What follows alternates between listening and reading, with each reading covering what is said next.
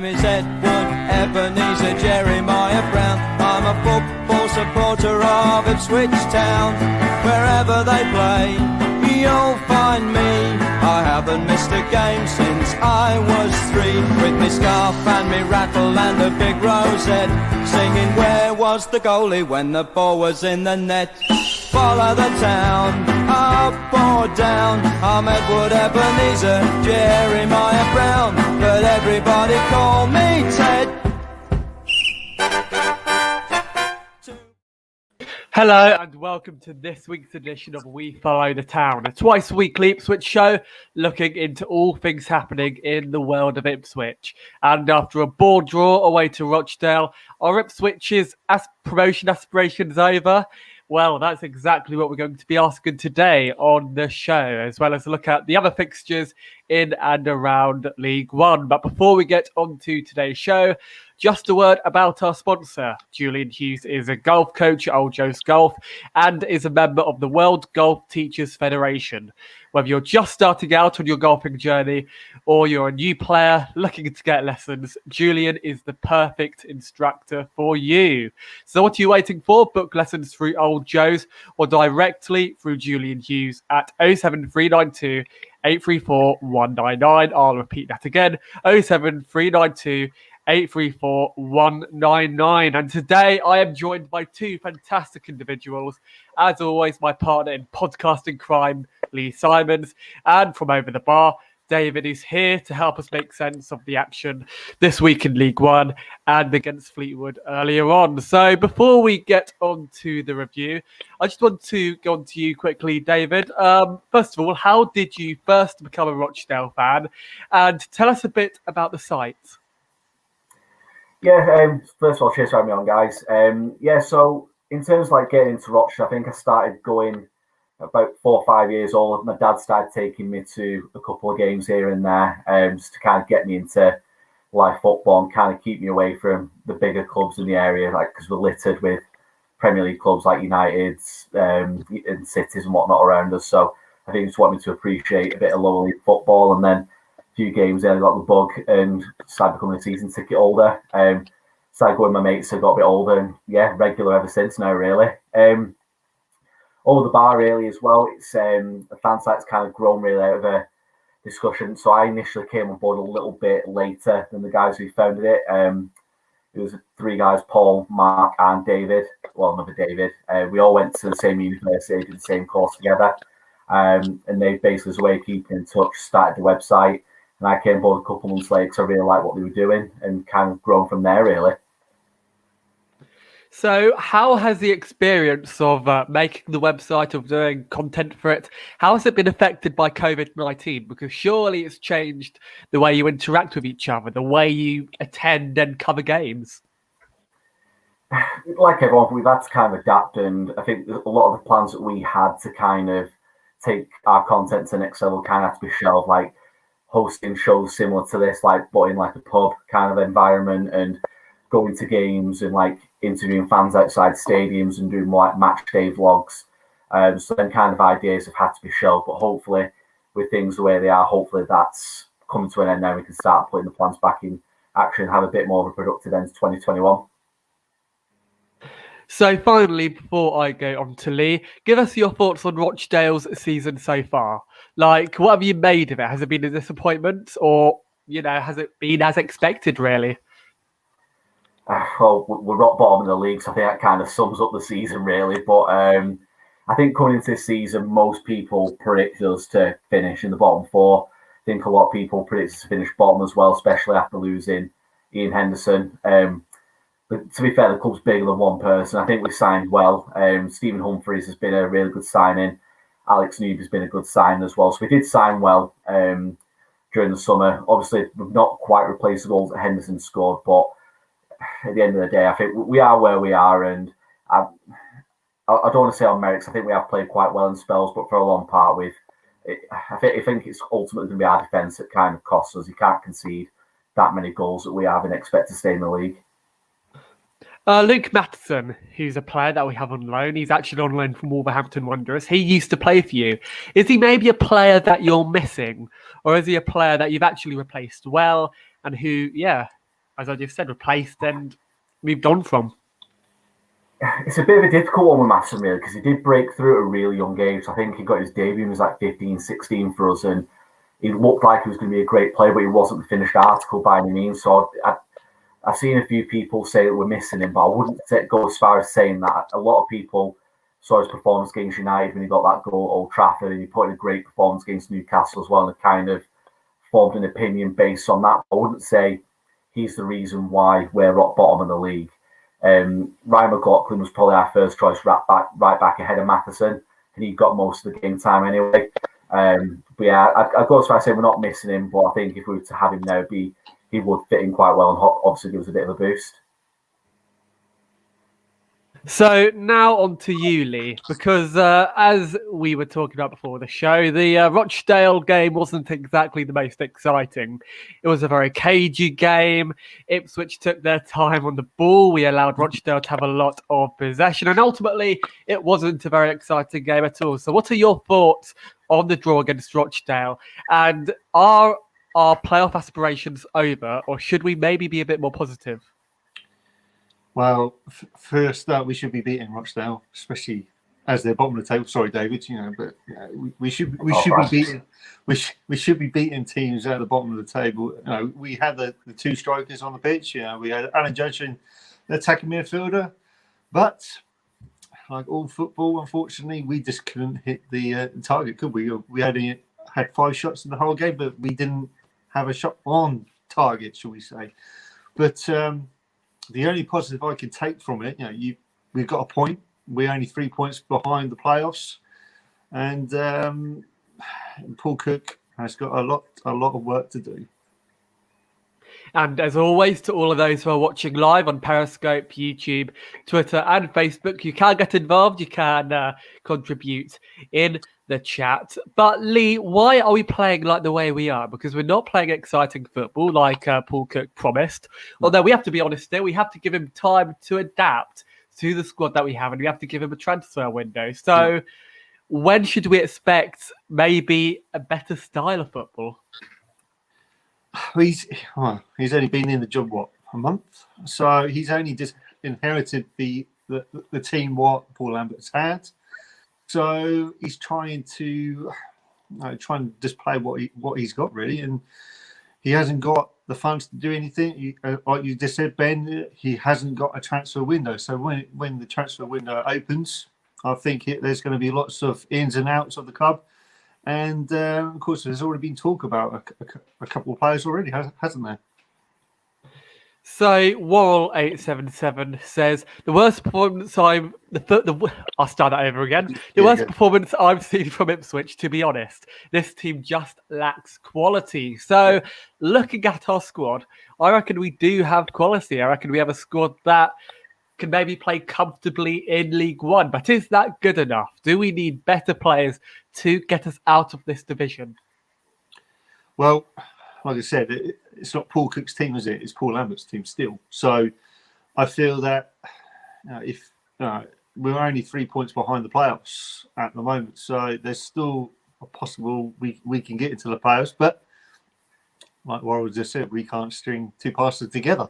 So it's all you can say is we've got 1 point away at Rochdale. Probably a tricky tie to go to, especially on that pitch.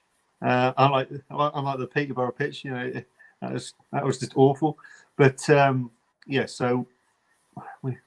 can say we are unlucky and woeful in that aspects of the game. But like I said, we just come in with a 1 point, better than none. So we just have to go again on Saturday. So, David, as a Rochdale fan, what do you make of Ipswich? What do you make of our season so far? Because, we're a fairly big club for League One. We should really be back in the Championship already, but things obviously haven't worked out. So what are your thoughts on Ipswich and how we've done during is it 3 years in League One so far? 2 years. Okay, thank you. Yeah, I think he held on to Paul Lambert for too long. I think the trigger should have been pulled on him a lot sooner. And if you were going to replace him, do it before January to give the new manager the best chance of getting into the playoffs. And it was the timing more than anything as well. Like, you sacked Lambert, well, mutual consent weren't it, I believe, when he went, but they're on a decent run when Lambert went, so it's just a bit of an odd timing. But I was expecting a lot better from Ipswich today. I kind of went into the game today, not expecting us to be battered, but I kind of expect us to get beat again, because our home form's been absolutely dreadful this season. But it was just one of those games. I think both teams kind of outdid each other for how poor we were. But yeah, you guys should be top 6 minimum. There's a lot of strong sides in the league, even ones that aren't on the same stature as Ipswich. When you look at some of the teams in the past, like your Peterboroughs, Blackpools, Lincolns, are bigger clubs are smaller clubs than Ipswich. You should be in the top 6, but it's a much tougher league than people give credit for. Like Sunderland have been down here for years, but it looks like they've finally got their act together. So I think it's just a case of give Cup the time. I think next year you'll be fine. I think next year will be a year to go up.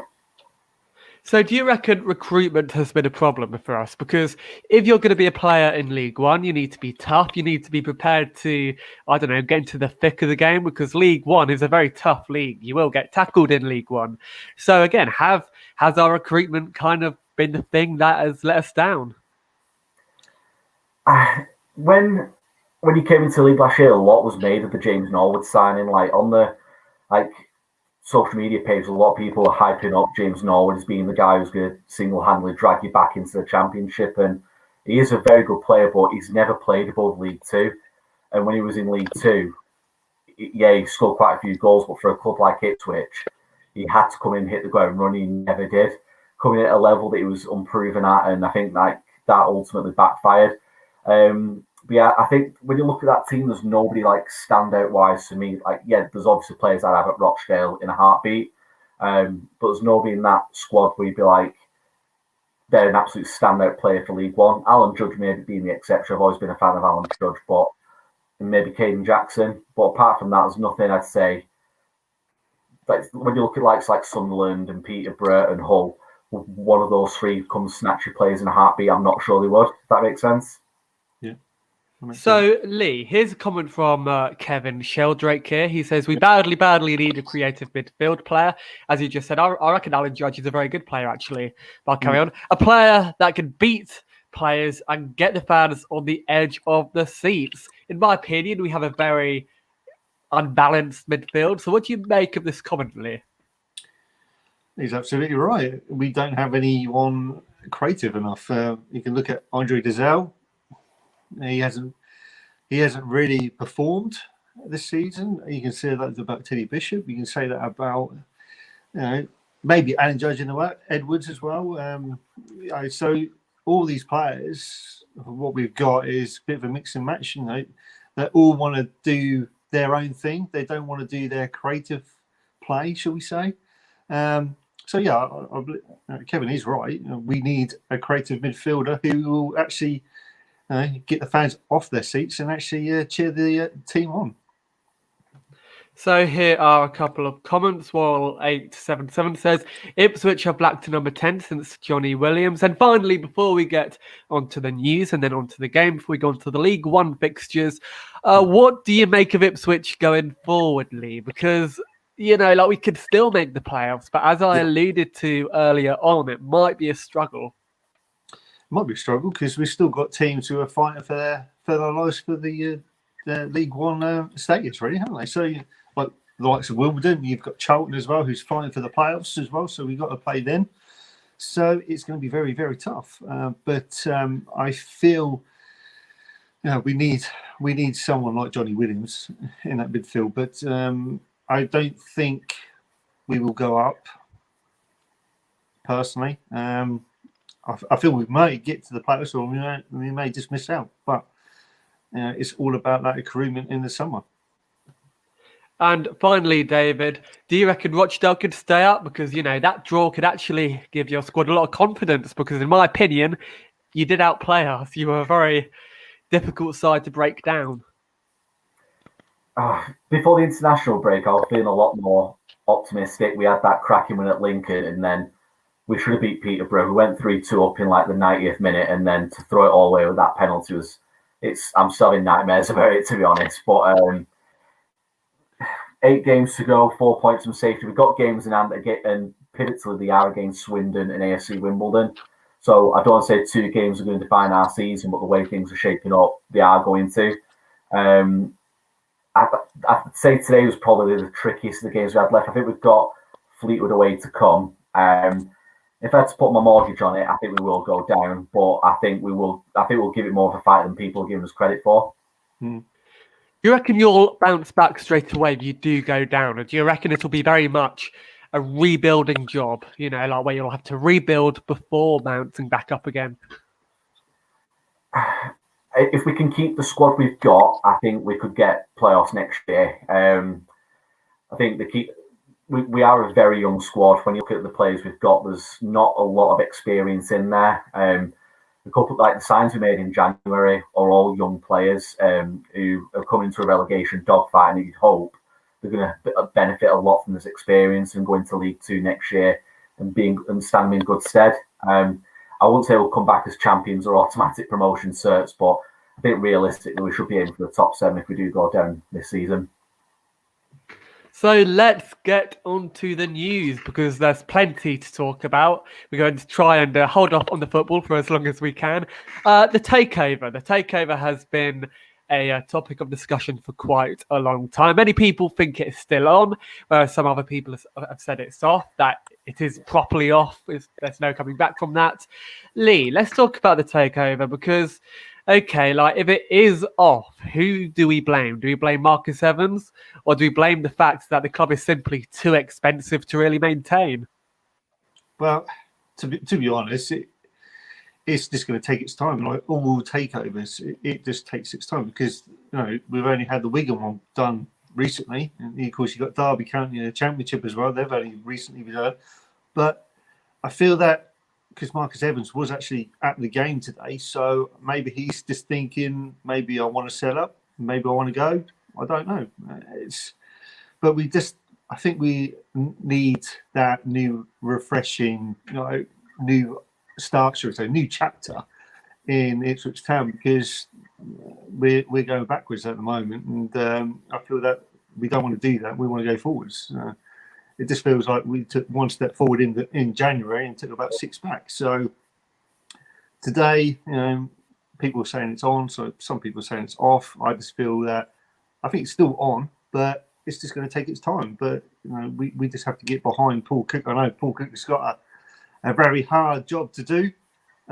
So yeah, but he can bring out. Hopefully, he'll bring in his own players for next season and go from there. So, David, Marcus Evans has been the owner of our club for over 10 years. He's never really invested into our squad, and many people say that he should have invested when we were in the Championship playoffs during the 14-15 season.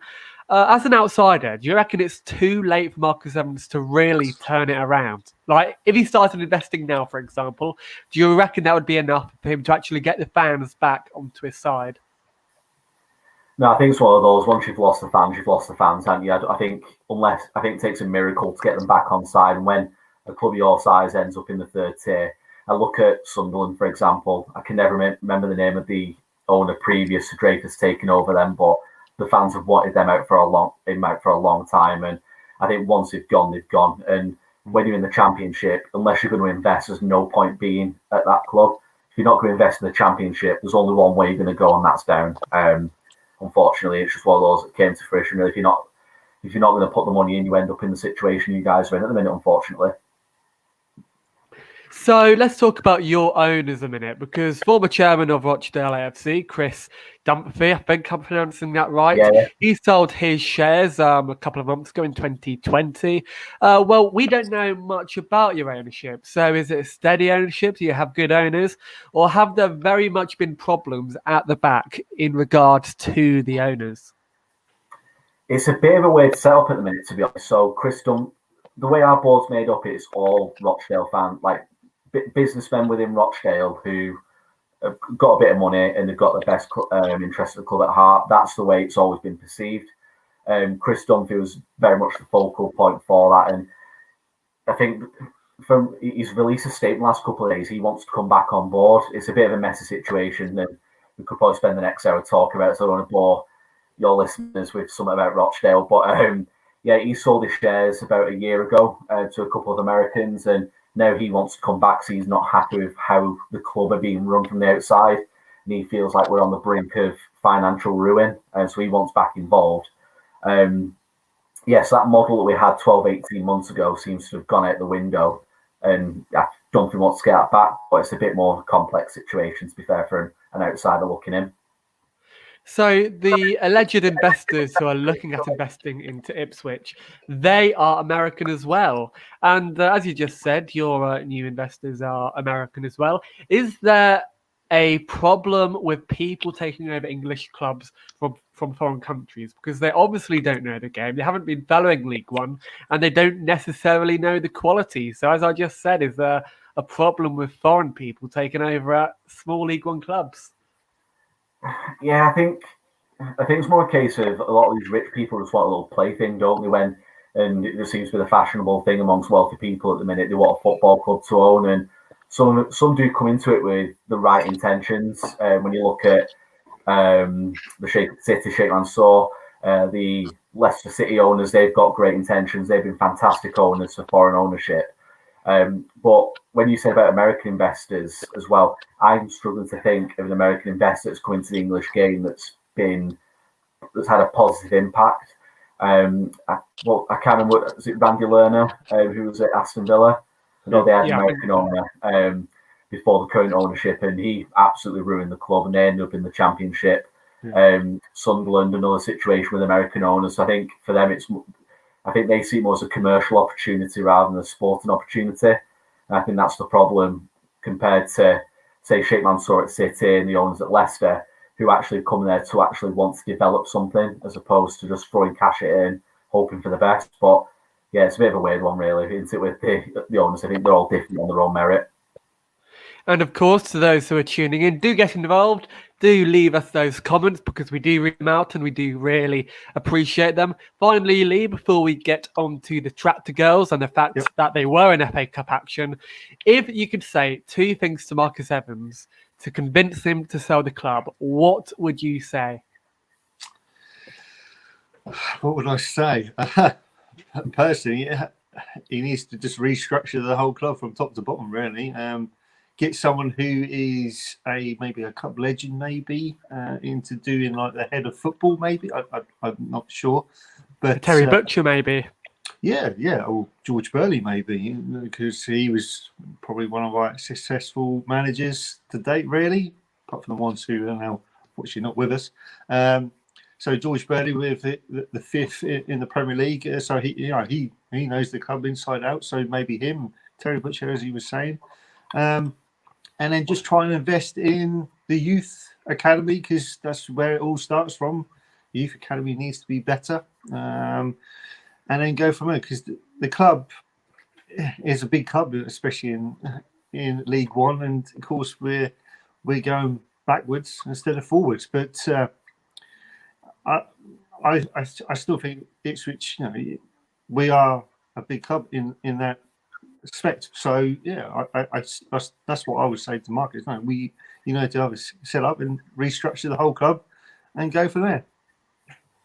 So let's talk about the FA Cup action with the Tractor Girls, because the Tractor Girls exited the Women's FA Cup following a 2-1 defeat to Billericay Town at the New Lodge on Sunday afternoon. The Tractor Girls went in front via Annie Gray's 30-yard thunderbolt in the 27th minute, but the Essex side levelled only 3 minutes later and ultimately went on to win. Now, Leigh, this is a very good Tractor Girls side, and they've done very, very well to get this far in the competition. What do you make of their season so far? Okay, let's remind ourselves that the season has been curtailed. The FA Cup action was the only action that they had, to play, really. So what did you make of their season before it was curtailed? Yeah, well, they were kind of on an unbeaten run, really. They were top of the league, looking really good for promotion again. But, of course, as we all know, COVID took that spot away from them and cursed it again, really. But with the FA Cup, we did quite well last season. Got into the quarterfinals, I believe, against Man City. Did okay. I know we did lose quite heavily, but they proved people wrong. The women's game is getting better and better. I felt they were very unlucky on Sunday because they did have a goal disallowed. I think we were going to be winning 2-1 at that stage, but then unfortunately a little slip there in the last 3 minutes let Billy Ricky in and they scored, unfortunately. But they will definitely come back from that. They're a strong side and they'll do well for next season. So, which of the players that play in their squad is a player we should really be looking out for? Because they have loads of wonderful players. NEP, as I just mentioned, is a fantastic young player. So, yeah, who would you recommend for us to keep an eye on in their squad? Well, you got striker Natasha Thomas. Natasha Thomas, yeah. She's a really good striker for us. But they all are. They all got potential to come England internationals, but I think one of them did actually go to Manchester City as well. So last season, so Natasha will do well, I think. But they're all good. They're all on the right track, and they're all do well for Ipswich. And elsewhere in the news, Ipswich Town have been linked to Wigan player Leigh Evans, who obviously played under Paul Cook at Wigan. Now, David, what do you make of Leigh Evans? Because we're not really familiar with him as a player, and we are in need of new players, as we said earlier on. So would he maybe be a good signing for us? I'll be honest, I don't know much about him. Mark, who writes for our website as well, as a big Wigan fan. I know he's talked him up previously, but apart from that, I don't really know much about him. But obviously, the Paul Cook connection's there, so he's worked with him before, hasn't he? So you'd assume, well, you'd like to question his judgment when you've just worked with him once and he's willing to work with him again. You've got to hope there's some quality in there that Cook sees it'll be a benefit a bit to Ipswich. So, Leigh, Evans is actually quite a journeyman. He played under Paul Lambert at Wolves. He was actually there on loan, and that led to a £750,000 move to Sheffield United. So he is a player who has played at the top level. So is he a player who we should really be getting in? Yes, definitely. He's one of those players who I feel will strengthen our midfield. Even if you take out Bishop Dazelle, I think he will slot in quite well with Finn Downs in the middle of that midfield. He will be our creative midfielder. Of course, you got Judge as well, but I think those three will do pretty well if we can get his services. So next season, what formation would you play to accommodate him into the midfield? Because some people might be tempted to ask Lambert to play with a midfield three, maybe a diamond. Yeah, maybe. I think he will still probably go for his 4-2-3-1 formation, but he could do the 4-3-3 because that's how we started off of the season. We played the 4-3-3 and it did work, didn't it? So we had that Bishop, Downs and Dazelle. It did work, but I think bringing in Leigh, I think they'll give him the extra steel in midfield, and I think it will do well for the club. So elsewhere in the world of Ipswich Town, Blue skipper Leigh Chambers says there have been no talks about his future, with his contract being up in the summer. But there is no doubt that he wants to be a member of the team next season. And in an interview with the club, the 35-year-old said, "Absolutely I do," when asked about whether he wanted to stay at Ipswich. "My ambition for the football club to be successful has not changed, and I virtually played every game this season." So apologies for slaughtering that quote, but basically what he said was that he wants to stay at the club and that his ambitions are still very much high. So David, Leigh Chambers has been a fantastic captain for us. He's been captain at the club for over 10 years, and he's been a fantastic servant for us. So, as a player, what do you make of him? As a captain, what do you make of him? And should we be keeping influential players like Leigh Chambers despite their age? Yeah, I think when you've got a player who's racked up, there's about over 300 appearances for you guys minimum, captain of your club, I think players like that, you ultimately do need to treat with the respect they deserve. And if he's wanting to stay at the club as part of this new regime, I think give him that opportunity next season. In terms of the captain, from what I've seen, the couple of games I've seen this season, does lead the team very well from the back. And experience at this level is a huge thing. You can't get out of this level with just youth alone. Obviously, Rochdale found out the hard way this year, and we're rock bottom relying on you, so you need that experience. And I think Luke Chambers does give you that, and someone that you can really rely upon next season. And as always, get involved in the comments. Give us your thoughts on Luke Chambers and whether he should stay at the club. Because now we're going to get on to the Rochdale review. And first of all, before we go into the game, let's briefly talk about the team news. Because James Norwood wasn't in the squad. It was Troy Parrott up front instead. Leigh, how much did we miss James Norwood? Because, he does offer threat up front, and we were lacking that today. Yeah, we did. He's our top goal scorer, so we're always going to miss our top goal scorer in the side. But of course, he's not fit, is he? So of course, Troy and Jackson has to come in and try and score the goals for us. But I feel we do miss him. But I feel that he needs to be fit every single game because he's not at the moment. He might have other issues going on at the moment. I don't know. But for Troy Parrott and to Kane Jackson come on, we've got two strikers on the pitch. That's a good start. That's a good tick in the box for me. And they need to get the services into them. But we missed James Norwood today. So, David, Rochdale made two changes from the team that lost 2-1 at Portsmouth on Monday, with centre-half Hayden Roberts replacing Paul McShane, formerly of Reading, if I'm right in saying that, and Jay Lynch in goal for Irish international Gavin Bazunu. What do you make of the changes? And more importantly, who would you rather have at the back, Hayden Roberts or Paul McShane?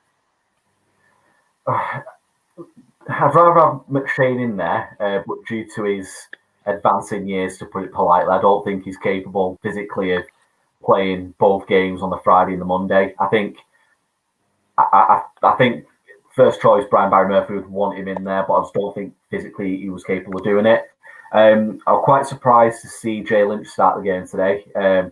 Bazunu had a cracking week personally for him last week, getting his Irish debut at the age of 18, making your international debut, regardless of how good or poor that Irish side is at the minute. It's obviously a huge achievement.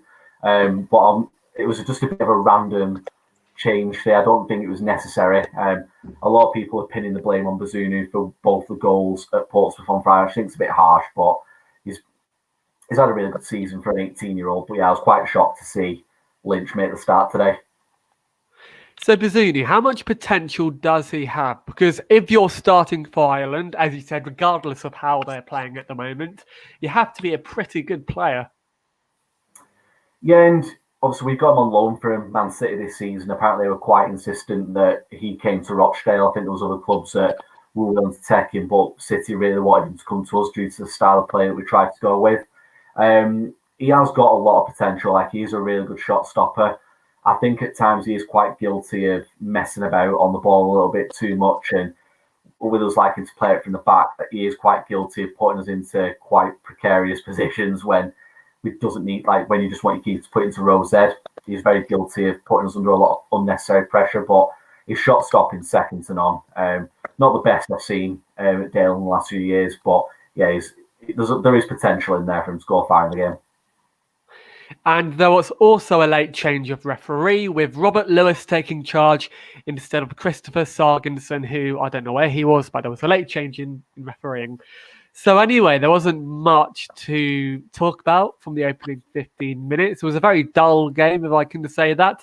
But in the 15th minute, however, following a throw in from the right, Gwyn Edwards crossed from the right towards the far post, but too far in front of Stephen Ward, who had broken forward into the area in response to instructions from Paul Cook, but ultimately didn't make anything from that. On the 20th minute, Luke Wolfenden worked himself into space and tried to take on a shot from an Andre Dizelle corner, but ultimately it was blocked. And as I said, there really isn't much to talk about. On the 31st minute, Caden Jackson charged down a clearance from Dale keeper Lynch and spent a minute or so on the ground before carrying on. Now let's talk about the first half minute, Leigh, because again, nothing much really happened. Is it a testament to how boring this side Ipswich Town are? Because we gave them a lot of possession, although we did dwell on the ball every now and again, that we could never really seem to break forward. No, this seems to be a very frustrating game. Sorry, though, but for us, it seemed to be very frustrating that we just couldn't get on the ball. Didn't have a shot on target. But we just have to take the point and just forget about this game and move on. So we changed formation in the second half. By the way, we're at half time now. Nothing really happened. 0-0 still. So we're at half time. We changed from a 4-2-3-1 system to a 4-2-2-1-1. Quite a weird formation, should I say. Should we have stuck with the 4-2-3-1 though, Leigh? Because if we're going to play consistently, if we're going to try and stick with consistency, surely we must be sticking to the same formation regardless. Personally, if it was me, I don't know if Worrell on the comments would agree with me, but I would actually go 4-4-2 and just go at them. Go with the wing backs, go with the wingers, and go with two up front. You might as well just go for it because we've only got 8 games to go. Just go for it. We've got Alan Judge, we've got Kane Jackson on the field. We have actually got 2 strikers on the field. So I was quite shocked that we've actually had 2 strikers on the pitch. So just go for it. But stop changing the formation. Okay, if we've been losing, maybe we go to plan B, plan C, and go from there. But obviously our plan A didn't actually work today. So, but like Paul Cook was saying in his after comments, it was quite frustrating to watch. He knows that the fans were disappointed on watching the game. So all we can think about, all the positive is we've got a point away from home. They're going to have a little rest and then work on it during the week and go on Saturday against MK Dons. So, David, in the first half, Rochdale could maybe have gone in front because we were playing incredibly poorly. Do you reckon that the first half was a missed opportunity for you? Because, again, Ipswich were not getting into the game. You were the better side. And, we simply lacked the threat up front. Yeah, it's one of those, I think, when one of the teams, like division's bigger teams, come to your ground and they're not quite at it. I was really frustrated we didn't give it more of a go in that first half. I know we're missing a couple of players at the minute, but when a team comes to your ground and they're not playing at and they're not at it at all, when you sit there's a time and a place for possession-based football, and there was a time to have a go at a team today, and that was it. And at half time, I was so frustrated that we'd only had one shot, and we didn't have a shot on target the whole game. We literally had one shot at goal. And like I said, it's a missed opportunity. Like when a team's there to be got at, you've got to go at them. The situation we're in, we're rock bottom of the league. We're running out of games fast. We've got similar to yourselves, I know you're in a different situation. You just got to have a go at it. You've got nothing to lose at all. The goal difference for us is goal difference to keep an eye on. But I'd rather us lose 1-0 by having a go and just sitting back that we are doing at the minute. It's not good to watch, and it's just costing us points at the end of the day, I'd say. So, Leigh, 4-4-2 gives you a balance, and it would definitely make us be more expensive. Do you agree with that comment? Because in my opinion, the 4-4-2 is almost a perfect formation. Okay, we haven't got the players to facilitate us at the moment. I don't think Gwen Edwards is particularly a good wing back, but still 4-4-2, as he said, more expansive. So what do you make of that comment? Absolutely. I would 100% agree with it. We need to go at teams like Rochdale. No offense again, David, but we have to go to those teams and actually win. We've got Wimbledon coming up. We've got Charlton coming up as well. So we have to go out there and go for it. Just give the fans something to cheer about and get them off their seats at home. Excuse the pun. And actually go for it, because today, and there's been a few other games like that, like the Northampton Town game at home. That was woeful. You got the Fleetwood game, Accrington. I know we beat Accrington, but those teams, what we should have gone straight away at them, like we did against Bristol Rovers on Friday. Yeah, that's what we wanted to do. I know we played wing backs in that game, but I feel that Worrell there is right, and I've always said it. We should just go 4-4-2 in this league and just go out teams, because that's what we have to do. No, we're kind of the bigger club, and that's what we have to do. So now we're on to the second half, and once again, chances had been right at both ends, with neither side managing a shot on target during the entirety of the 45 minutes. Judge's shot beyond the post didn't really amount to anything, and it was probably the biggest opportunity of the half. Jackson's pace in behind had threatened to cause Rochdale problems on a number of occasions, but unfortunately Parrott could never get on the end of them. And yeah, there isn't really much to talk about. On the 62nd minute, there was a penalty claim, although that was ultimately turned down. Parrott was upended as he took on two defenders, and ultimately that wasn't a penalty at all. So, okay, let's not talk about the rest of the game, because as we said, nothing really happened. It was a poor performance from Ipswich. I'm not sure what you think about Rochdale, David. Okay, so going forward, Leigh, do you reckon that Paul Cook's going to be stricter with the players? Because there are a number of players out there who didn't really give it anything. Andre Dezelle didn't have the best of games. We had subs come on off the bench. I don't think Dryden really did much when he came on. So is it kind of time for Paul Cook just to say, okay, look, you need to perform up to standards, and if you don't, you're on the bench? Well, there's lots of those players actually on the end of the contracts. So personally, if it was me, I would want to play. I would give 100%, because that's what Paul Cook needs to do. He needs to go out each player, man to man, and say, "Look, no, you got to put yourselves together. You got to fight for the team. You got to fight for your shirt and everything else. Because we've got the biggest squad in the league. So." I think they should be playing for their contracts, because some of them don't seem to want to play. They seem like just moping around. And I don't know what Dave thinks about us when he sees us like moping around in possession ball, and we look a bit slack. So, to be honest, he should be going at them, one-on-one, and then you go from there, really. Because it's up to them. It's up to them, because you can't really blame Paul Cook, because he's only been there a month. So it's the players. It's all down to the players. So here are a couple of comments. Julian Hughes, evening lads, lost 4 words after today. I think we are as well, because we could barely review that. It wasn't a great game, was it? Warrell 877, you don't get promoted by playing cautious football. You have to be confident and attack, which is spot on. But David, what do you make of that comment though? And I'll get it back up again.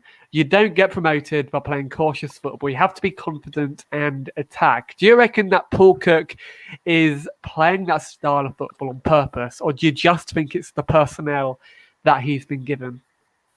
Yeah, I'd kind of go agree with the latter part of that comment. I think you can kind of only go with what you've got, but yeah, you've got to be going at teams, especially the position you're in. You've got, like I said, you've got nothing to lose, and you're up against the worst defence in the division today. So there would have been opportunities to be had if you'd have had a bit more of a go at us today. I think 69 goals we conceded so far in the league from 38 games. So I think that kind of sums up our defence. And I think if you'd have gone at us a little bit more today, I think the 3 points were there for you to be had today. So you spoke about the fact that you have been conceding a lot of goals. Is the clean sheet for Rochdale actually good? Is it a positive to take from the game? It's a bit of a win, really, because we were going through a period, like, I know obviously you guys aren't Rochdale fans, but you probably have seen at the turn of the year, we were involved in like 3-all draws, 4-all draws, like on a weekly basis. It was ridiculous at one point. You would definitely get your money's worth watching us, but when we try and plug it up at the back, then we lose the goals going forward. But I think with the situation we're in, I don't think, if you take the result in isolation, today was a good draw and a good clean sheet. But the position we're in, I'd rather of us give it more of a go and see like a one. I don't say a 1-all draw is better than a 0-0, but I'm sure you could, like, when you put that result in isolation, yeah, clean sheet's great, but not in the context of the season. Julian Hughes, it's not just the Rochdale game. We have been a shambles and we're a club sinking to nothing under Evans, which I think most of us will agree with. Now, let's discuss that a minute because, okay, we're going back to what we were talking about earlier almost about Marcus Evans, but okay, the way we played today and the way we've been playing this season, can we mostly blame Marcus Evans? Because surely the recruitment isn't all down to the manager. Surely it's down to the owner as well and how much he has been investing into the club. Absolutely, because at the end of the day, it was Lambert and Evans at the start of the season say, right, we should go, right, what transfer targets have we got? We should go for number 1, number 2, number 3, and so on. So it's all about the recruitment and the structure in the club. To be honest, we've got a operations manager who kind of is part-time and doesn't know what he's doing around the scenes, and he's only appears on TV when Lambert got sacked, and that was it. That's all you see of him. So there's got to be a bit more consistency with everything. But yeah, I feel Julian is right, and Worrell was right about Evans. We are a sinking ship. We're going backwards. So I feel that it is time to go, and we need that new chapter in Ipswich Town because I think of our history, what we've had. We always want the best for the club, like David wants the best for Rochdale.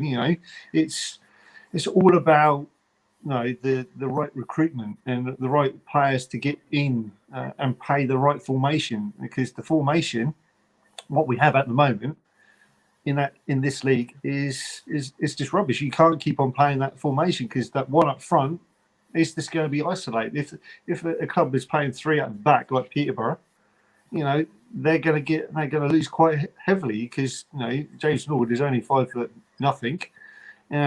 and you got like the likes of Kent who plays for Peterborough. He's like 6'7", and he's going to dominate him in the air. So you can't really play that one up front. You need to play those 2 strikers and then Alan Judge behind them. So it's all about recruitment. It's all about what the plans are for the season, because he needs to invest in this team, starting from, as I say, the spine, starting off with the academy, starting off with everything else. So, we have to get the ball running, which we did to start with. We did pretty well in the first 6-7 games. We were undefeated. But then, like we did last season, we kind of done the same. We went on such a bad run. We finished up in 11th position, which we don't want to see. So I felt that, I don't know if David thinks that Paul Lambert should have gone last season in the summer, so then we can get the new guy in, like Paul Cook or whoever was available, to come in and sort the team out and go from there. Now, David, why did it take so long for us to sack Paul Lambert? Because let's be fair, Paul Lambert hasn't really done well in the last couple of years at the clubs he's been at. He didn't do well at Wolves and he didn't do well at Aston Villa. And as we just said, it took too long for him to really get the sack. So, yeah, why did it take so long for him to be given the sack at our club? I think all you can really put it down to is money for the sacking of him. I think that's the only logical explanation. Like you said, he's not really a manager that's got a reputation in his most recent jobs for a proven track success. Like, he did well at Norwich, but since then, what's he really done? Apart from failure after failure, he's done nothing in the game since that Norwich promotion. To be fair, Norwich were another club, sorry guys, but too big for this level. And then they carried that momentum into the Championship and went into the Premier League. It's one of those, unfortunately. Like, he's kind of rode the wave of that success for far too long. I think you were probably right to be given the start of this season, given how last season finished. I don't know if you guys have got the playoffs last year, the way things are going, but probably not given what he did this season as well. So we'll assume on that based on the points per game finished last season. But yeah, there's no other logical explanation apart from finances, and he should have gone a long time ago, probably like November. He should have gone and give that new manager time to figure out that squad, head into January and give you the best possible chance into the second half of the season. So Julian Hughes, Cook with a pre-season and a transfer market. Croaky can change us, but will Evans fund him? Okay, so Leigh, before we get on to the other games and before I talk to David about Rochdale's rest of the season, do you reckon that a pre-season and a good transfer market would be enough for Cook to get us into the championship? He needs to bring his own players in. He needs to do his own structure for the coach. It's absolutely right.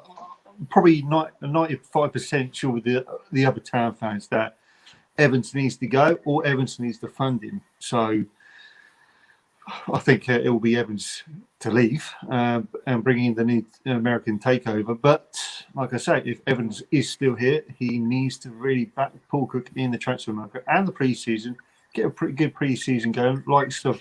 Bigger teams in the Premier League, maybe even in the Dutch national leagues as well. So, give them a good competitive games out there. But I feel that Paul Cook will have time because I think he will be given time. But I still think Marcus Evans needs to back him or, like we said earlier, leave. So let's talk about Rochdale's rest of the season because in your next game, you are playing Fleetwood, if I'm right in saying that. And arguably, that is a game that you could maybe win. So, first of all, what are you making of your next game against Fleetwood? Can you win? And do you reckon if you go on a good run, you could actually maybe survive, maybe do the Great Escape? Yeah, in terms of the Fleetwood game, I think it's one of our more winnable games. To be fair, looking at our fixture list now, every game I feel there now is winnable. Given the performances against Lincoln and Peterborough, there is a good team in there capable of beating those teams. So yeah, I think Fleetwood is winnable. We've got a decent record at Fleetwood, and I think if I had to predict now, I do think we will snatch a win on Saturday. I don't know if that's me being overly optimistic or the heart ruling over the head there, but yeah, I think we could get a win there. We've pulled off the Great Escape before, but I don't want to say it's a bit beyond us, but with how tight the league is at both ends of the table and the way results going, anything can happen. And it's still very much in our hands. We've got Swindon and AFC Wimbledon, so if we can win those games, it's kind of back in our own hands, really. But if I had to put my money on it now, I think we will go down. But I think we'll get it down to the last like 1 or 2 games, hopefully anyway. And as always, get those questions in for the end of the show. We will answer them. And yeah, get involved. Let us know your thoughts. So let's talk about the rest of League One, because today was quite an important game in League One. There were some upsets. And of course, as always, there were some thrashings. And I think there is no better place to start than Blackpool 4, Gillingham 1, because Blackpool are doing well at the moment. They are third in the table. And Gillingham are going on a bit of a, I don't know how you call it, maybe a shaky run themselves. So, David, as we just said, Blackpool 4, Gillingham 1. A big win for Blackpool. They're doing well at the moment and they can maybe make automatics if they absolutely push. What do you make of their season so far? Because when they came to Portman Road, they weren't necessarily a great team and they didn't play well at all. Yeah, I think it's they've started the season very slow. It's only like since Christmas they've really started to pick up. And with the exception of today, I know they scored 4 goals. They will, in terms of the games themselves, have not been the most entertaining sides. Only 46 goals prior to today, so they've not been the most entertaining. But at the end of the day, they are where they are on merit. I don't think see them getting top 2. I think they'd have to have a near-on perfect end to the season, and you talk about Hull, Peterborough and Sunderland absolutely capitulating for that to happen, but they'll definitely get in the top 6, and the team that goes into that top 6 with the form they're on usually are the ones to go up. And just a correction, they're 5th in the table and they're 10 points off Peterborough, so they'd have to go on a very good run indeed to make it. So elsewhere in the league, as always, Hull beat Northampton 3-0 with Callum Elder, a former Ipswich player, Lewis Potter and White scoring for them. And yeah, they absolutely dominated and they remain at the top of League One after the easy 3-0 win. They had to be patient, but the home win was well deserved. Now, Leigh, is it fair to say that Hull are already League One champions? You can't really say that just yet because you still got Peterborough hot on the heels. You've got Sunderland still hot on the heels as well. So, until it's like, clinched, you can't really. It's all the playful. But Hull City are a good team. We did beat them back in the day. Back in was it a month, 2 months ago? So yeah, so probably from that point on, they got to kick up the backsides and trying to perform best that they can. But the game what we going to highlight is Peterborough versus Sunderland. That was a classic match as well. Even Blackpool, as we were saying, they won 4-1 today, but they've been unbeaten in 13 games. The last time they got beaten was against us. So you never know. You never know. We might slide into that top six. But there's some really interesting games. Even Portsmouth started to win again. They beat Wigan away, so they're on our. I bet Rory's very happy about that as well. So there's always going to be it's going to be an interesting end to the season, really, both for top and for bottom. Okay, so before we go on to the Portsmouth game, good news for Ipswich. A crunch League One promotion clash ended in a deadlock as Peterborough and Sunderland battled it out for a 1-1 draw at the Western Superhome Stadium. The second place Posh kicked off 2 points ahead of the visitors. And again, it was a draw. And it was a deserved draw with Sariki Dembele opening the scoring for the Posh before Aidan McGeady, with a simple bit of magic, cancelled them out. So again, that was an important draw for Ipswich as Peterborough remain in second and Sunderland remain in third. And to be honest, we're not too far behind them at all, really, or at least the 4 in the playoffs. So, David, what do you make of this draw? Because Peterborough and Sunderland, two very good teams. Sunderland have been on a fairly good run lately under Leigh Johnson, and they probably feel as though the automatics are still attainable. So, yeah, what did you make of that game? Yeah, it was the draw was what I was expecting pre-kick-off. I thought if any team was going to win it, it was be Sunderland, simply because of the form they've been on. Peterborough seems to have a bit of a tendency to bottle it at this stage of the season, so I kind of expect that to start happening anytime soon. I thought Sunderland, if any team were going to win it, it would have been them. There's no real complaints over a draw. I think Peterborough will kind of take that, given the fact that it keeps them above Sunderland for another week and time running out. But Sunderland got in games in hand out over Peterborough, and then they've got some in hand over Hull as well. So I think it's just keeping them a little bit longer into it for another week or two. And now let's get on to Portsmouth as they beat, or Danny Cowley's Portsmouth beat Wigan 1-0. Liam Richardson has been on a so-so run as of late. They're still in the bottom 4. They're 23rd, though they could, if they win the next game, get out of the bottom 4. So for Portsmouth, Cannon scored for them, and it continues Danny Cowley's very good run as the manager. He has yet to lose a game, and he's won every single game with them so far.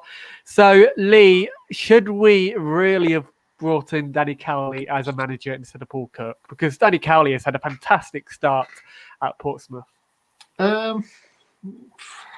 Well, it's all really up to Marcus Evans, really, isn't it? So, but he's done well. Give Portsmouth credit; they were behind us, weren't they? 10th or 11th in the league before we played them at Fratton Park. Of course, then Cowley come in, and of course we know the score there. We lost that one, but they're 4th. They've played 38. We've played 38 as well. We're only 5 points behind them. So it's anyone's game, really. So these next 9 games, is going to be quite an interesting viewing, shall we say. So, David, Portsmouth are only 7 points behind Sunderland. If they go on a good run, maybe they can make the automatic. So we have been saying this about quite a few sides. So Portsmouth, Danny Cowley's had a couple of good games for them. Do you reckon that they could maybe win the playoffs? Because if Ipswich make the playoffs and we get Portsmouth, I don't think we'd stand a chance of winning. Yeah, I think automatically everything is just that trio at the minute are going to go into the playoffs favourites, aren't they? The way Portsmouth are playing at the minute, I think they'll be the dark horse going into it. Yeah, it's a bit of a tough one, really. I think Portsmouth can get that home tie for, I know, with a person might have fans back in for them, might they? With the roadmap, I think all being well, they might have a few fans back in for playoff games.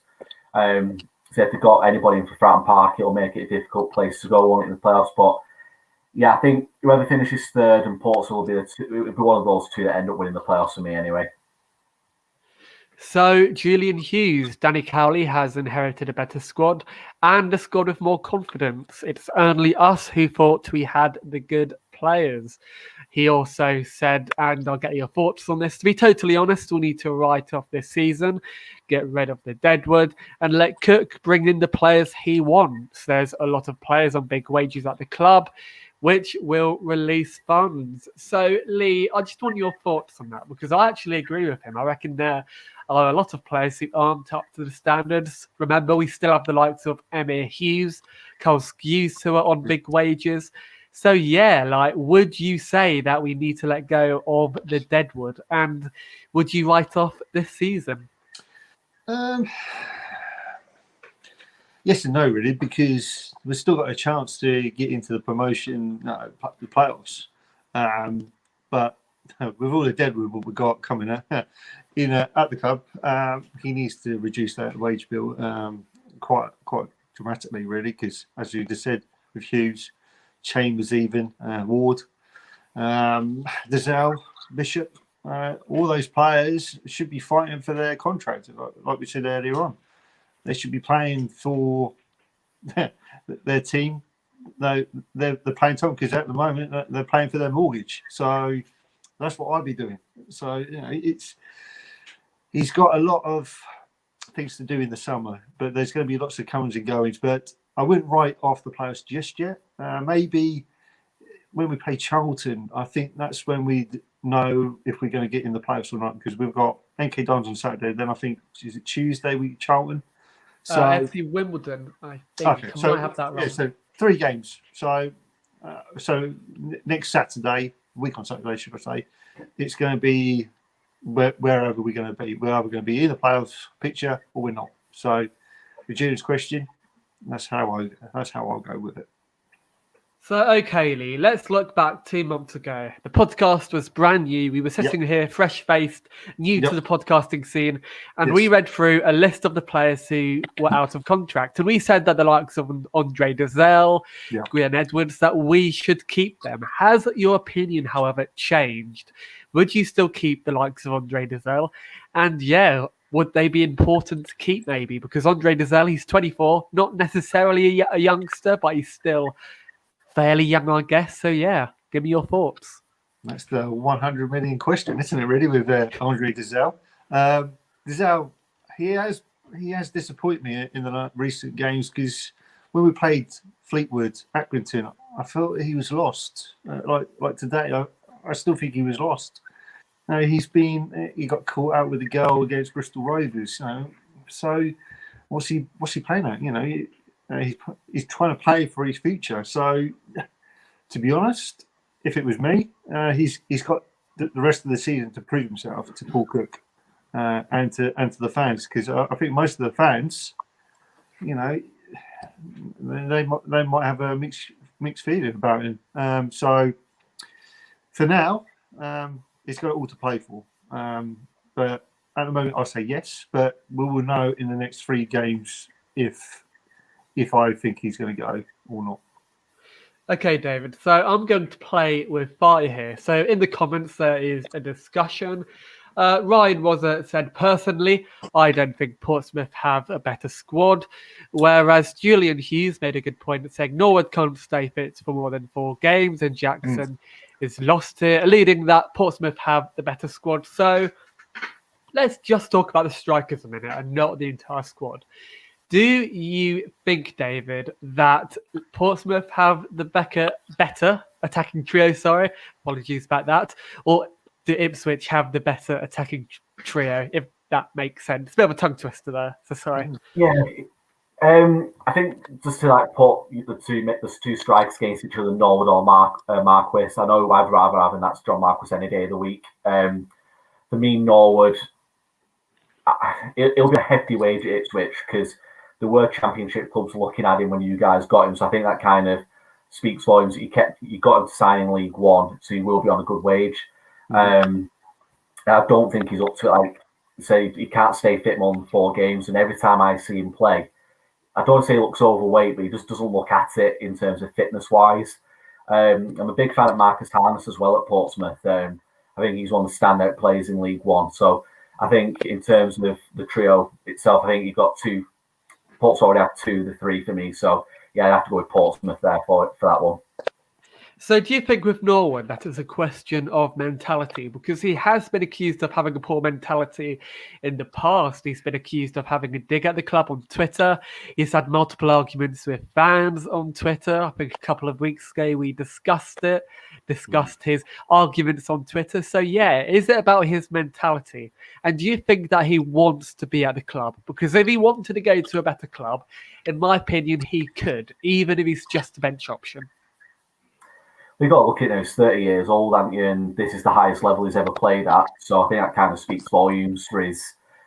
There's obviously a quality player in there. He can't go bang as many goals as he did. I know it was League Two, but there's a player in there. But I think a lot of it is down to attitude. Yeah, like I said, 30 years old and never played above never played above League One. I think that kind of speaks volumes really for Norwood, if I'm being honest. So quickly, and I'm going to get 2 messages from the chat up on the screen. And by the way, carry on getting involved. We're going to ask the big question at the end of the show. So first of all, Leigh, well, David, I don't want to ask David's question to Leigh. Apologies about that. Okay, so this one is for David. Question to our Rochdale friend. And I think we did talk a bit about this earlier on in the show. Do you think he will stay up? Ultimately, no. I think we've had a few close shaves. I think this will be the year we finally wave goodbye to League One. But as long as we fight to the end, I'll be content with that. But if we go down with a whimper, then that's what will annoy me more than anything. But yeah, I think we'll go down. But as long as we go down fighting, I'll be content with that. Gillian Hughes, not one shot on target. And Ryan Wazza, the strikers can't score goals if they aren't fed. So I'm going to go to you now, Leigh. Sorry about the last question. Do you reckon we have good wingers in our squad? Because the problem with playing a 4-4-2, if we wanted to, is that we haven't got any wide midfielders, any wingers. Jack Lancaster isn't really a natural in that position. He could play there, but he hasn't played there well in the past. And Gwyn Edwards, he always looks lost in that position. So do you reckon we have the right wingers in the squad to really, I don't know, provide good service up front? Well, Edwards did have a good start to the season, scoring 5 goals, I think it was, 5 or 6 goals, then he got injured. And I don't think he's been that player Hasn't been the same since, has he? When he come back from injury. So in that case, on the right-hand side, no.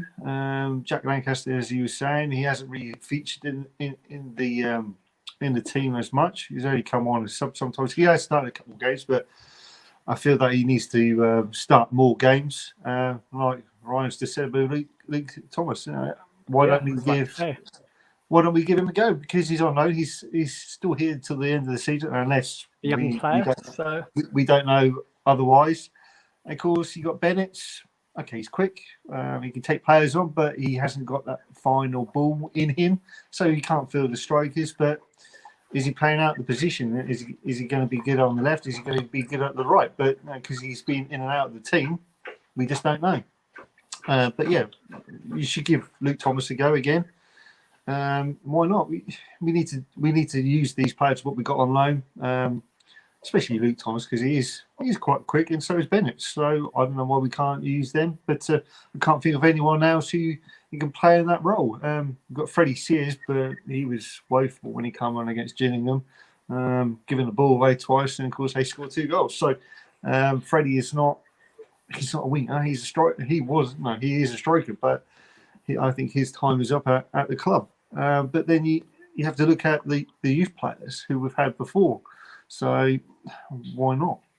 We need to bring on our youth players who we had. Like, is it Ross Crane? I think we had playing on that left-hand side. I think he played there. And you got Zach Brown, who's attacking forward as well. So I personally don't think we've got the wingers in our club, but Paul Cook, I think he likes his wingers and the striker, especially when he plays that one up front. So he may be looking at Marquez from Portsmouth. He's scored 14 goals so far this season, and Norwood has only scored 7. So, of course, he's going to be that target man, Marcus. So, yeah, I feel that he may go for those three, and even Leigh Evans as well. So that's how I would go for it. So we need two wingers and another couple of strikers. So let's look at the League One table before we ask the final question of the day. So the League One table looks a bit like this. It's a bit small, so apologies about that. I have to wear glasses, so I'm going to have to squint a bit here. Hull, apologies. Hull are at the top of the table, of course. They're doing incredibly well at the moment. They're undefeated in 5. Peterborough are second. I said earlier on that Sunderland are, but no, Peterborough are second in the table, with Sunderland sitting third. And the bottom 4 looks like this. Bristol Rovers are 21st. They've done fairly well, and I reckon the guy we had on last week will be delighted to see that Bristol Rovers are out of the bottom 3. AFC Wimbledon are 22nd.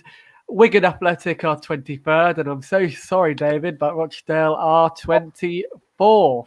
And Ipswich, it doesn't look great for Ipswich either. We are 3 points below the playoffs, but unfortunately, that was 2 points lost against Rochdale and not a point necessarily gained. So, David, give us your thoughts on the league table. Is there anything that surprises you about it? Are there any interesting points to bring up about it? So, yeah. I think the big talking point from the whole season's been Lincoln, really, hasn't it? They've surprised a lot of people early doors. They're really struggling there. I think being in the top 3 for more seasons, I think they'll ultimately fall out of the top 6 now, if I'm being honest. They can't seem to buy a win. I know they're not playing at the minute because of COVID, but I think they'll come back and they'll continue that slump. So I think for me now, that's the only playoff spot up for grabs. I think the top 5 now, I think they'll be in there in some capacity.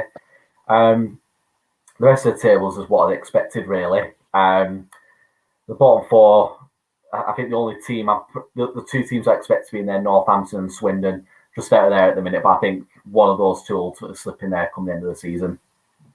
So, apologies for blocking you out, Leigh. I didn't mean to. I didn't do that on purpose. Give us your thoughts on the league table. And yeah, as I just said, anything surprising that sticks out for you? As David just said, Lincoln aren't doing too well at the moment. So, yeah, do you reckon they'll make the playoffs, or do you reckon it's a bit too late for them? Personally, I still think Portsmouth and Blackpool are doing. They're kind of like little dark horses as well, because they were meant to be in the top 6 anyway. I know they are in the top 6, but they were, where we are at the moment, 8th and 9th. So it's just that they're kind of dark horses. Like David said about Lincoln City, they were in the top 3 for most of the season. Of course, they've been hit by COVID, like we have, and some other clubs as well. So, as Dave said, they are trying to buy a win. They can't at the moment because of the situation, what they've got. I know they did play well against us back at Portman Road. So, yeah, Lincoln City, yeah, I feel that they are one of our dark horses again. But Burton have kind of surprised me as well with Jimmy Floyd passing back as their manager. So, they've come up because I thought they were going to be in the bottom 4, like where I thought they would be bottom, like where Rochdale is. I thought they've done pretty well. Bristol Rovers, where they've got old Joey Barton now as manager, he's got a bit of an eye opener for him as well. So I wonder if Charlie's going to be very happy with him. But yeah, it's like Wigan as well, because they're kind of they were in the Premier League as well, so they're kind of another dark horse as well. So they're in the wrong position as well. So yeah, it's all to play for. So these next 8 to 9 games is going to be very, very interesting to see. So finally, and apologies for going long. I didn't realise how long we've been on the air for. We've been on the air for over an hour, so apologies for keeping you up. Let's talk about the big question that we put up on Twitter. We asked on Twitter, is Paul Hurst responsible for, quote unquote, destroying the club? We had quite a few replies to it, and there's one that sticks out to me here from Steve Lewis at Louis ITFC on Twitter. I think he followed Evans's 5-point playing a little too hard. He brought in too many players from League One and League Two who didn't have the appropriate experience in the Championship, and he needed more balance to his approach. So, Leigh, and I'm going to get on to you, David, in a minute. What are your thoughts on Steve's statement there? Do you reckon that he followed Evans's 5-point plan maybe a little too hard? Or do you reckon we're maybe being a little too harsh on Paul Hurst? I think he wasn't given enough time to gel the team together. I know he's brought, what did he bring in? 12 new players. So, but he didn't bring in like the Mark Waghorn who he got rid of. Yeah. So he brought in, as he said, the League One, League Two players, but I don't think he was given enough chance to, go at the team. So and Jonathan Walters, don't forget, he played one game. Yeah. So I feel it's not always Paul Hurst's downfall for Ipswich Town. You could go back to Roy Keane when he sold Jordan Rhodes to Huddersfield. So that was a bit of a big one for me. I personally would have kept Jordan Rhodes.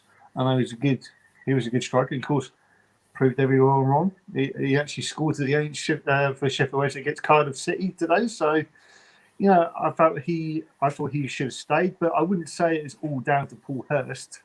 I think it's down to Marcus Evans giving him that the pre-season and the aims for that season. I just felt he wasn't given enough chance to bed the team together. But no, we did have some good results, but we had more draws than we had wins in Paul Hurst's reign, because he didn't even last a season. So, but then the other managers like Roy Keane, of course, he had more time. Like Paul Lambert has had more time than him. So I feel it's a bit unfair that it's not always Paul Hurst's fault. So, but you can't always blame the managers. You have to look at the owners and the players themselves. So, Ryan, Paul Hurst was made a scapegoat because Evans wanted to cut the wages. Finally, before we end the show, David, give us your thoughts on our debate whether Paul Hurst is responsible for where we are at the moment. And do you reckon that Paul Hurst is almost a scapegoat to Ipswich fans? Because to this day, he's still very much talked about, and we don't like him one bit. I think to say someone's damaged your club in, was he appointed like the May of that year? Was it 2018? Hurst got done in like October. So it's like, I'm pretty sure it'll be one of the shortest managerial tenures in your club's history. It'll be up there, won't I imagine? I don't think you can put down years of failing down to Paul Hurst. I know his signings probably were a bit questionable. Like, it was his first big job, really, weren't it? He did well at Grimsby and then Shrewsbury. I think it was probably a step too far for him, and his knowledge will have been of League One, League Two, conference level, and you can't just bring them players up to a club like Ipswich and expect them to hit the ground running in the Championship. But obviously you guys will know better than me if I'm miles off the mark there, but I think to say someone's ruined your club in the space of 5 months and still to be feeling them effect 3 years later is probably a bit harsh on the man. Yeah. Thoughts, Leigh? Of course, yeah, I completely agree. I just don't think it's always Paul Hurst's fault. He didn't even last half a season. So no, I think it's a little bit harsh that people say it's always Paul Hurst's fault. So yeah, I don't think it was Paul Hurst's fault. He was just made a scapegoat, as Ryan's just said. That's what happens. Unfortunately, this is where we are. We're in League One and trying to fight for the playoffs. Here's a comment. He was given players from Bristol Rovers to compete in the Championship. He had no chance. He wasn't backed and was made a scapegoat. But unfortunately, we have to end there because we have been running for quite a while. I want to thank everybody who's taken part in the chat. As always, I want to thank you, Leigh, and I want to thank you, David, as well. Thank you very much for coming on the show, and we really appreciate having you on here. Finally, before we wrap up, just a quick mention of Julian Hughes again. And I'll get the graphic up this time because we didn't do so last time. Apologies about that. Julian Hughes is, of course, a golf instructor, and he offers fantastic golfing lessons. If you mention the code "We Follow the Town" to him, you can get 20% off. So what are you waiting for? Book through Old Joe's or directly through Julian Hughes at 07392 834 199, 07392 834 199. So finally, before we wrap up, David, what do you reckon the Rochdale score against Fleetwood will be? I'm going to go with a smash and grab 1-0. I think it'll be another cosh for 85 minutes and steal a late one. I'd take that now anyway. So, Leigh, do you reckon Ipswich's game against the MK Dons will be a smash and grab, or do you reckon we'll, fingers crossed, win the game? Well, I think I did get the Bristol Rovers game right with a 2-1 win. So we didn't do the Rochdale. So I think because we've got the MK Dons manager, Russell Martin, former Norwich City player, he'll probably want to come out and try and beat us. So I'm going for another 2-1 win for Town. Thank you very much. And once again, thank you very much to everybody who's taken part in the comments. And once again, thank you very much for David for coming on the show. And don't forget to carry on following the Town. And yep, we'll see you on Wednesday. Thank you very much.